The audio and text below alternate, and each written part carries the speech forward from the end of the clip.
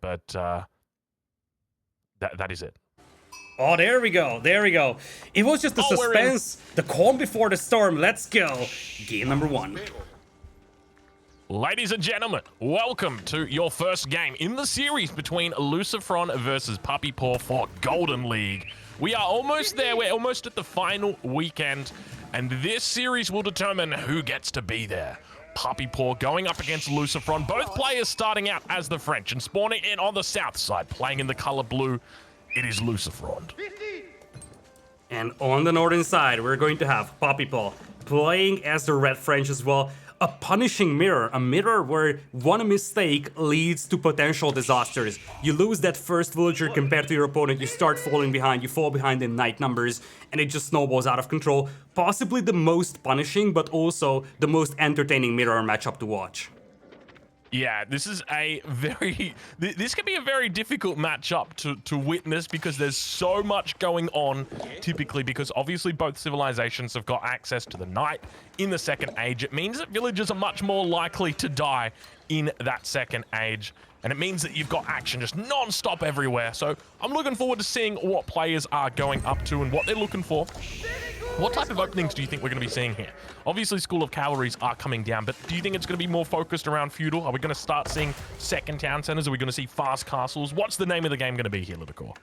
It is likely going to be a heavy focus here on Feudal Age, simply because you can't neglect Feudal Age combat. You try to go greedy here, it's game over. You start losing villagers and your opponent will just snowball the game. This could be one of those games where we are seeing the players still being in Feudal Age after 30 minutes, simply because no one is going to risk pulling the trigger on the Castle Age. You spend 1800 resources on Castle Age, that's exactly the window that your opponent is looking for to finish the game and just wipe out your economy. Yeah, it can be very difficult in these games, just because if you're not paying attention for just a split second of time, say goodbye to your entire economy. I mean, it is that case typically when you're up against knights, but obviously when it's a feudal age focus and you're going up against a knight-heavy civilization that focuses on them in the feudal age, it's only a matter of time until they do strike. But now it looks like we've got ourselves a little bit of a dance back here towards the base of PuppyPaw. Down towards the south side, we do see in the center of the map that PuppyPaw is coming back with his second scout. He's trying his best to hold on against these double scouts. You can see him just coming in constant micro like this, Lidakor. He's trying his best, but now the second scout going to be coming in and going to be able to break away from that position, forcing the scouts of LucifroN away. Lucifer and Vortex, the Spanish brothers rather, they love to do this, harass your gold mine, and this actually has become a standard for many players as well. Marine Lord also loved to do this, especially back in the animation cancel days, and it might not seem like it's much, but it's forcing PuppyPaw back into his base as well. And this is giving a bit of an edge here to LucifroN, because LucifroN now can do whatever he wants back at home, and it's not gonna get scouted by PuppyPaw in time. Yeah, this is a really important difference, because as an example behind this, LucifroN could be on stone, and there's no way for PuppyPaw to know it. There's all of the scouting information goes over towards LucifroN, so it's definitely an advantage. He's also going to be able to follow that knight in as well. He knows exactly where that knight is going, and by the same token, we can see on the mini-map that LucifroN's knight is already out and about, but PuppyPaw's got no clue as to where it could be. Obviously, there's only a few places that it could hit, so it's not like it's going to be all that mysterious as it comes out there. We see it on the left-hand side of the screen, knights going their separate ways. Yeah, looks like LucifroN is gonna have a chance here to push this, and that tower is gonna be a little too late. That is a damaged villager, and we're going to have the first casualty of the game over here. LucifroN with the opening kill. Yeah, PuppyPaw a little bit late on that outpost, and that's just the difference here. When you're stuck in your base, you don't really know the timing on that first knight, and as a result, if you miss it out here, and another villager might be going down, losing its life. Indeed, it does not go down. 2 villagers do make it inside that outpost, nice and safe. Everybody survives, and fortunately, that villager stays alive despite just getting inside that outpost. Indeed, but this is what we started to talk about at the beginning of the game, the snowball effect. Suddenly, PuppyPaw is behind by 2 villagers. If he cannot find some kills inside the base of LucifroN, he's going to be playing from an eco-deficit position, and that's going to translate into a deficit in night numbers. And now PuppyPaw going for a potentially very risky approach over here. Professional scouts in the queue for him.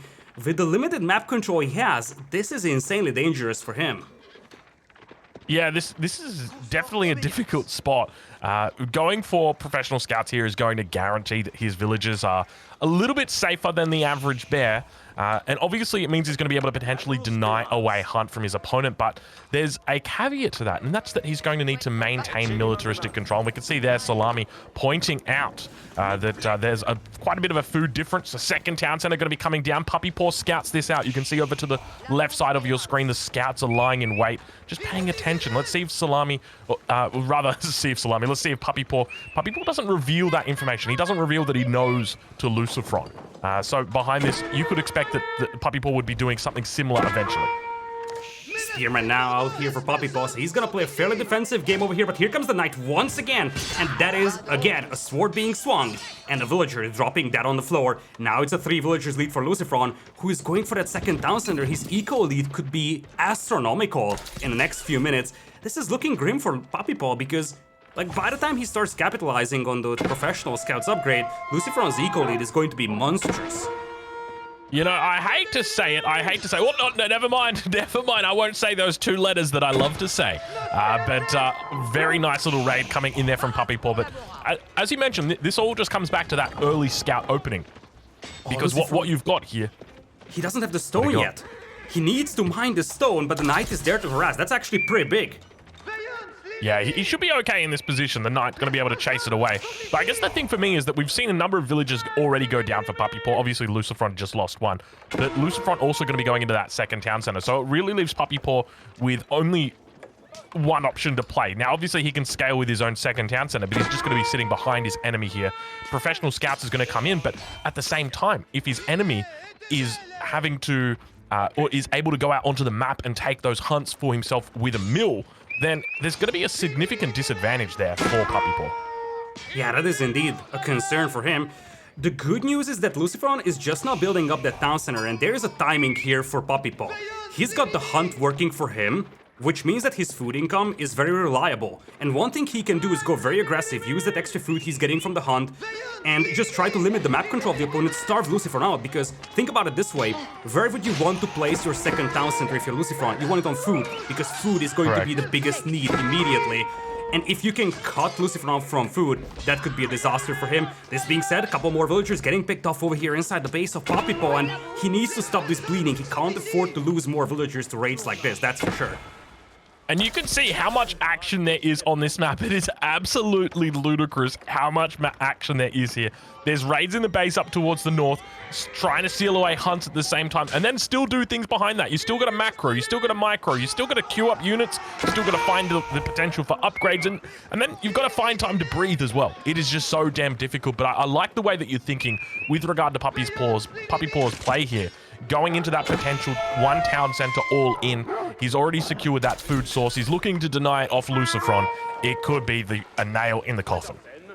Yeah, but he needs to act fast over here. Now, he's got 10 spearmen, and LucifroN has absolutely zero response to that. You see, LucifroN only has knights. Second town center out there, all the way on the hunt. Pretty exposed, but it's sort of to the right flank, which means that PuppyPaw, even if he scouts it, he might not divert all his forces in that direction. So PuppyPaw has to make a decision. Am I pushing the starting base of my opponent, or am I pushing that expansion town center? And you get the feel that he's thinking about pushing that central starting base of LucifroN. Yeah, I suspect it will be death by 1,000 cuts, and the fact that he's got spearmen out here means that LucifroN's not going to be able to really take a direct fight because he does have that second town center.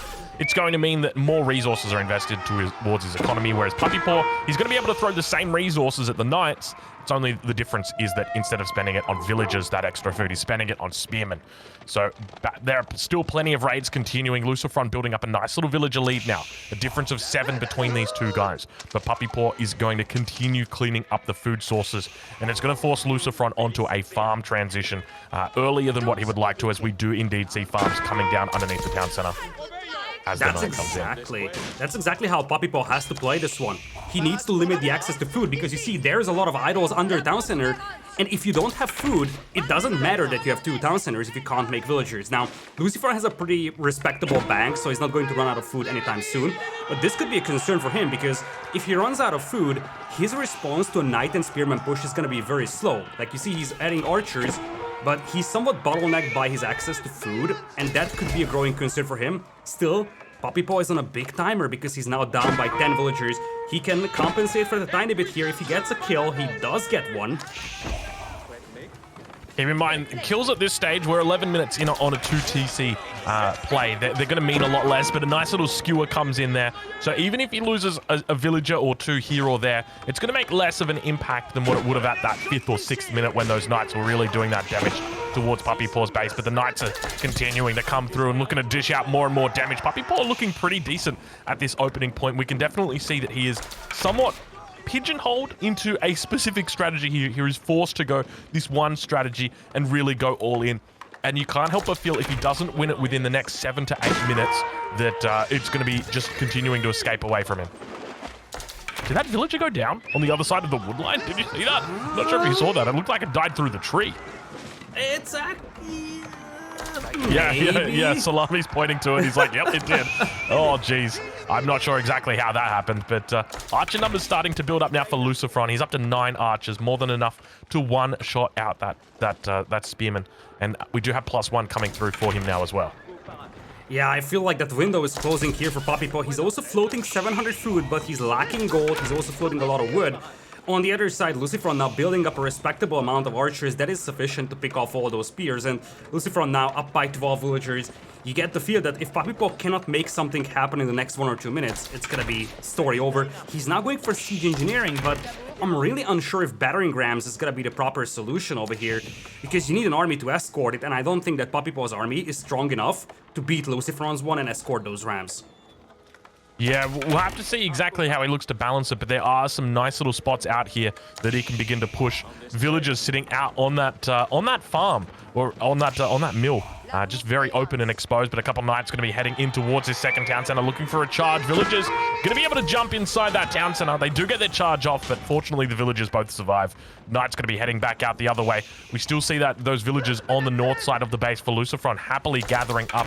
More knights going to be running in behind enemy lines, looking to try and take out a couple more villagers. Look at the way that LucifroN's eaten into this wood line as well. Very nice and defensive coverage here, but it's not going to be enough to save him.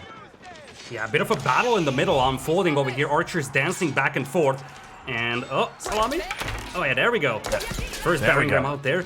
And this is the problem that PuppyPaw is facing. He doesn't have the army to escort that battering ram. He's actually pulling back with a battering ram. And that is a growing concern. I mean, you just made a battering ram that's not going to do anything here. In fact, I mean, he's going back with that battering ram all the way home. You know things are bad when you see something like that come down. Yeah, this isn't pretty. You can see that he's starting to mix in horsemen as well, which is probably the correct play going up against archer numbers this amount, or this heavy. But now the spearman going to be able to turn around. You're going to start witnessing the beautiful micro of LucifroN. PuppyPaw going to be trying to force him back here. But unfortunately, it looks like those knight numbers are still very high for LucifroN. The spearman going to be able to get in there, but he's just picking off the spearman one by one. You can see the archers doing a great job just continuing to kite back slowly but steadily. Shoot and scoot. Beautiful screen run in. PuppyPaw going to be trying to fight up against it, but this is going to be a deciding fight in the battle. If he loses this could be a good game. His opponent's on 2 town center right now, and indeed he does lose the battle. It is a decisive loss. LucifroN is looking incredibly strong in this first game of this series. LucifroN is looking incredibly strong, and now look at those blue knights swarming towards that gold mine out there. 28 army versus 14. How is PuppyPaw going to protect his gold? There's just no solution to this. He's being heavily outnumbered here, and if he loses access to the gold, he's gonna lose access to knights, and that is story over for the French over here. The defensive tower is gonna get burned down, and all that poor battering ram can do is just watch. Yeah, we can see that PuppyPaw has managed to put walls up towards the north. It's going to be a great little spot for him to secure up those resources. But now we've got siege engineering coming through for LucifroN as well, which is going to mean that rams are only going to be a matter of time before they are battering down the hatches over here in the base of PuppyPaw. 5 villagers garrisoned inside that tower also go down over here, so now we're looking at a very grim villager situation. 48 for PuppyPaw, 72 for LucifroN. LucifroN is turning on the cruise control, and I just don't see a recovery path here for PuppyPaw unless he finds himself like 25 villager kills in the next few minutes, which seems virtually impossible. Yeah, I feel like the only real thing that he could go for right now would be a very heavy knight play, try and look to outnumber his enemy with regard to the knight count, and then get a swooping surround But the problem is he's already down such a heavy amount. He's already down 6 knights. And remember that every single knight that he does make, his enemy's going to be making knights at the same time as well. And LucifroN might even be thinking about a bit of a castle age right now. He's got 550 gold stacked up there. Yeah, it's a possibility for him. He detaches one knight to send it to the back of the enemy base just to check out what's up over there, maybe intercept some of those scouts, bring in the carcasses or hit the gold mine. Rest of them go back home. And indeed, as he said, Castle Age is on the horizon. Double barracks now out for PuppyPaw, so he wants to go for what seems to be Knights and Spearmen once again. Try to make one more push happen, but it just seems impossible. He's heavily outnumbered, his opponent is going to Castle Age, his houses are being burnt down, and I just don't know what PuppyPaw can do here, other than just tapping out of the game. LucifroN going to be aging up right now, and it's only a matter of time. Nice little raid, though, coming down. If there's a way that PuppyPaw gets back into this game, it is going to be through raiding. It is going to be through causing chaos like this. And now that Age 3 is coming through for LucifroN. Are we able to check whether it's the Royal Institute or whether we've got a guild hall going down? To me, it looks like the Royal Institute, but I would suspect it's a guild hall. Is it actually a Royal Institute? Yeah. It's actually a Royal Institute coming down. He could stop it. If PuppyPaw sees that, that's his way back into the game. But I don't think that the Knights have line of sight on that. If he stops the Castle Age, it's a grand open game. And do we have... Is LucifroN intentionally losing villagers over on this town center to deny or to just buy time? I think he might have been. Knight numbers did go down. He's down to only 8 knights now remaining. He's going to get picked up here in the middle, intercepted. A new age begins, and now LucifroN is going to be looking to take this game by storm. PuppyPaw taps out immediately. He says, good game. I could have done it unless you... But you hit that Castle Age, and that was where the timing came through. Oh, the snowball effect over here. It started with those scouts harassing that gold mine, and then remember that PuppyPaw had to call back his scouts, fight that off, and he started losing villagers, and when you start losing villagers, you start falling behind, and it's just a very slow and painful snowball that ultimately culminates in you falling behind by 30 villagers. I do want to commend LucifroN, though, for losing those villagers. It probably was intentional, because think about the location of that expansion. It's probably not even for the knights to arrive. It is because if you just garrison all those villagers, like you send them back to their emergency spots, they would start running back towards your starting base. And you know what's in that direction? The Royal Institute. If he just emergency panics and makes some of them run back to the starting TC, the Knights pursue, they find the Royal Institute, and they could potentially have stopped that Castle Age. He threw away 10 villagers to make sure that the opponent can't find that Royal Institute. Nice anticipation over there, but ultimately that's probably not what decided the game here. What decided was those early kills that started to build up a respectable lead for LucifroN over time. Yeah, I think also it came down to macro decisions as well. I think PuppyPaw scouted the stone coming out from LucifroN. If PuppyPaw wanted to, he could have very easily gone for his own second town center. Sure, he would have been behind. Sure, he lost those early villages, but he still would have been able to keep his head above water. Here we saw almost a guaranteed win condition or a guaranteed loss condition. You know, I talked about the fact that either there is a win or there is a loss in the next 8 minutes here, because that's quite literally how the game plays out. The French build up that villager economy so quickly with that second town center that if you don't match it, you are going to fall behind so incredibly quickly. And with that... All right. Oh, big win. We got game number 2 coming up shortly. We'll be jumping into that screen to determine exactly what the matchup is going to be, but it's obviously going to be a home map of PuppyPaw.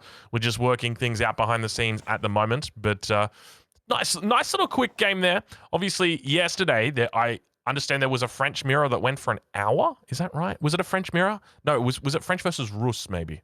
Yeah, I think it was French versus Rus.